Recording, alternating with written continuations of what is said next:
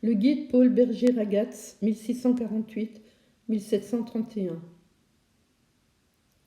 Un héros picaresque.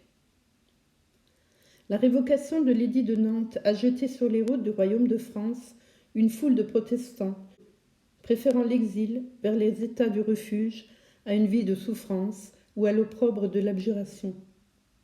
Abandonnés au danger de la route et au contrôle des dragons et de l'administration royale, ces âmes errantes se sont confiées à des guides protestants capables de déjouer les embûches d'un long chemin qui passait le plus souvent par Genève et la Suisse. Tel a été le rôle de Paul Berger, dit Ragaz, Suisse originaire de Coire dans les Grisons, qui de Castres aux Cévennes, en passant par Montpellier et Lyon, a conduit vers la confédération de nombreux huguenots du Midi. Cet ancien soldat, à 2 années durant, avant d'être arrêté à Moissac, vallée française, en Lozère, en août 1688, prodiguait ses services à plusieurs familles de protestants, principalement du Gard et de l'Hérault, les conduisant de jour comme de nuit jusqu'aux portes de Genève par les Cévennes, Lyon, l'Isère et la Savoie. C'est en rejoignant un groupe de candidats à l'exil qu'il est appréhendé. Au cours des interrogatoires, il décline plusieurs identités, se faisant passer tour à tour pour Abraham Soyer, marchand confiseur suisse protestant, le sieur Antoine de la Côtière de Bourg-en-Bresse ou Paul Berger, ce qui semble être sa réelle identité.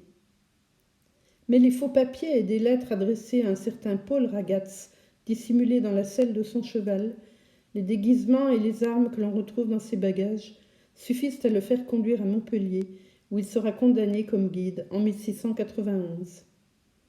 En attendant son procès, Paul Ragaz est incarcéré à la tour de Constance. Son séjour à Aigues-Mortes a laissé des traces encore visibles. Du premier étage de la tour, il encourage par ses psaumes et ses prêches les femmes alors cantonnées dans la salle basse. Mais ces exercices pieux ne sont pas du goût du gouverneur de la place, qui fait apporter dans la tour la meule qu'il fait maçonner sur l'oculus afin d'interrompre les communications entre hommes et femmes. Cette meule est encore visible dans la salle haute. Paul Ragaz ne manque pas de courage. Il tente une première évasion de la tour en 1691. Malheureusement, les fugitifs sont rattrapés sur le mur Conques et le guide, désormais condamné aux galères, quitte la tour à la fin de l'année 1692. Il prend place sur les bancs de nage de la Vieille Réale, où les forçats du roi enduraient les pires maux. Là encore, il se signale par son caractère bien trempé.